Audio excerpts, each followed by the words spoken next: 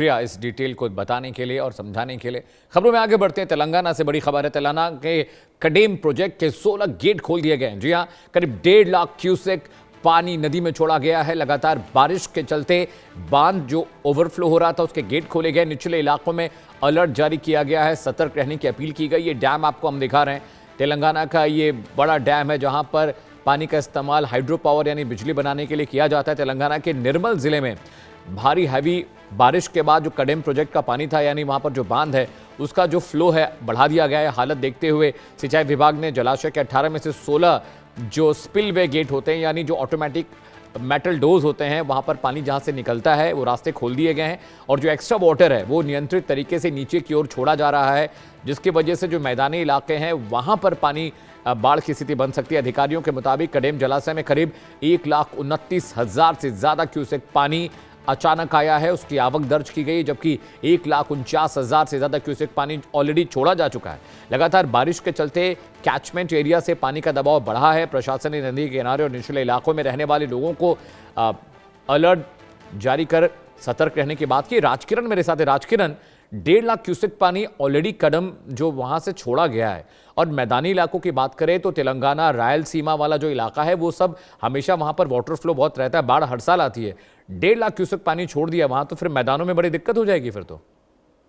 जी हाँ अमित, तेलंगाना में लगातार 2 दिन से लगातार यहाँ पर बारिश हो रहा था। ये जो कडेम डैम है जो निर्मल डिस्ट्रिक्ट में आता है, यहाँ पर लगातार 2 दिन से जो बारिश हो रहा है उसके वजह से डैम पूरा फिलअप हो गया है। जहाँ पर 18 गेट है कडेम डैम के, कि 18 गेट में से अभी 16 गेट ओपन किया गया है, जिसके अंदर 1,49,852 क्यूसेक्स का पानी बाहर छोड़ा जा रहा है। जहां की ये डैम का कैपेसिटी है तकरीबन 3,495 टीएमसी का ये पूरा कैपेसिटी है। 700 फीट का कैपेसिटी है। अभी तक देखा गया तो 695 फीट तक पानी आ गया है। उसी वजह से जितना भी इनफ्लो है, इनफ्लो अभी इस डैम में आने वाला इनफ्लो 1,29,982 का इनफ्लो है। इनफ्लो से भी बढ़कर 1 लाख तकरीबन 1,50,000 क्यूसेक तक पानी को बाहर छोड़ा जा रहा है। और जो नीचे एरियाज है, जो डाउन पोरिंग एरियाज है, डाउन पोरिंग एरियाज में अलर्ट दिया गया है और कुछ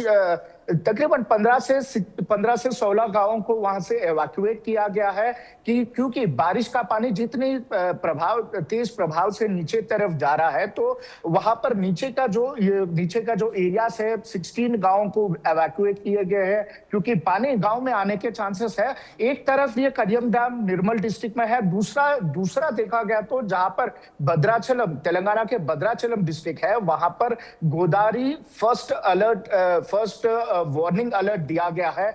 आज शाम को बताया जा रहा है कि आज शाम को दूसरा अलर्ट भी देंगे, ताकि जब दूसरा अलर्ट मिलता है, दूसरा वार्निंग लेवल मिलता है तो उसके बाद काफी ज्यादा इसका प्रभाव दिखेगा। क्योंकि फर्स्ट वार्निंग लेवल तो अभी कुछ देर पहले दिया गया था, मगर आज शाम तक जिस तरह से मुंबई में बारिश हो रही थी, मुंबई का जो बारिश हुआ है वो इस तरफ तेलंगाना की तरफ नीचे की तरफ निर्मल से फिर ये आंध्रा की तरफ जाएगा। तो अभी सिचुएशन देखा गया तो काफी गंभीर है।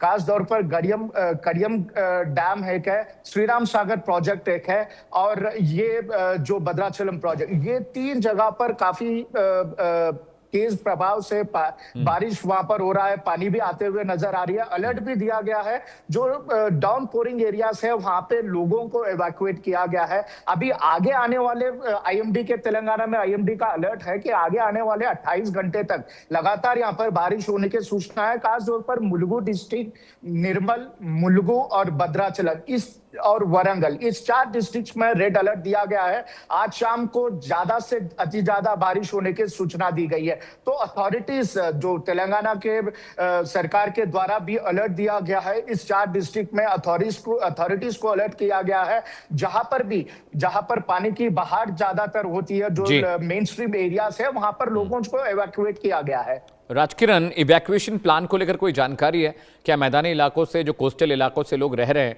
नदियों के पास और जहां पर पानी बहुत सारा फ्लो है, वहां पर इवैक्यूएशन क्या किया जा रहा है? रेस्क्यू ऑपरेशन की तैयारियां क्या पहले से की गई हैं?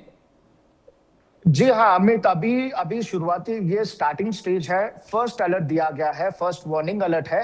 यहाँ से जब second warning, third warning alert आता है, जब जाके गांव के अंदर आने के पानी के चांसेस है। फर्स्ट अलर्ट है तो यहाँ पर लोगों को सतर्क रहने के लिए बोले आज शाम अगर इस तरह से, जिस तरह से पिछले 2 दिन से यहाँ पर लगातार बारिश हो रही है, अगर आज रात भी इसी तरह से बारिश होगी तो यहाँ पर डेंजर लेवल्स बढ़ते हुए नजर आती है कि जो ऑलरेडी तो प्रिकॉशनरी दौर पर कुछ जो ये डैम के बगल में जो इलाके है, जो रेजिडेंशियल हाउसेस है, उन लोगों को वहां से खाली कर दिया गया, वहां से दूसरे प्लेसेस को शिफ्ट किया गया है, मगर प्रिकॉशनरी दौर पर। मगर अभी तक तो कॉलोनीज में घरों के अंदर पानी नहीं आया है। मगर अगर ठीक है, आज जिस तरह से आईएमडी का वार्निंग है, राजकिरण स्टे विद मी। आगे साथ चलेगा। रहिएगा। एक और बड़ी खबर है तेलंगाना से, जहां पर एक बड़ा पुल बह गया। जी हाँ, तेलंगाना में बाढ़ के चलते एक अस्थायी पुल जो बनाया गया था वो बह गया है। बोलेरो वाहन उफनते नाले में फंसा।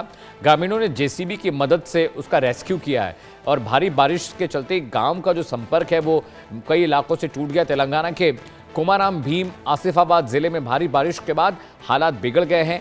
पेंचिकलपेट मंडल के कोंडापल्ली और गोल्लागुडेम गांव को जोड़ने वाली मुख्य सड़क पर बना अस्थायी पुल बह गया है। अब इस पुल को लेकर जानकारी आ रही है राजकिरण, ये पुल अभी नया नया बना था और करोड़ों की लागत इस पर आई थी। पहला ही सीजन नहीं झेल पाया ये पुल तो। जी हाँ अमित, ये रिसेंटली पिछले 1 महीना हुआ है, तकरीबन 1 महीना ये पुल रेडी होकर 1 ही महीना हुआ है, जहां पर अभी कंस्ट्रक्शन कुछ जगहों पर इस पुल के नीचे के तरफ कुछ जगहों पर और भी कंस्ट्रक्शन वर्क थोड़ा बहुत चल रहा है। मगर क्योंकि ये मेन रास्ता था आसिफाबाद कुमरम भीम डिस्ट्रिक्ट का जो जोड़ने वाली रास्ता है, एक गांव से दूसरे गांव जाने की रास्ता है, तो मेन है तो एक साइड में एक पुल को एक रास्ता दिया गया है जहां पर से व्हीकल्स जाए, ताकि जो ट्रांसपोर्ट यहाँ से वहां लोग जाते हैं उन लोगों को कोई दिक्कत ना हो पाए। तो इसको नजर में रखते हुए एक छोटा सा रास्ता वहां पर दिया गया है। बाकी का तो काम थोड़ा बहुत नीचे की तरफ चल रहा है, मगर जो पहली बारिश है इस साल का पहली बारिश है, पहली बारिश में ही ये पुल पूरी तरह से बह गया है। आप क्लियरली विजुअल्स में देख सकते हैं किस तरह से एक बोलेरो व्हीकल वहां से आ रही थी, बारिश के तेज बहाव के वजह से वो बोलेरो व्हीकल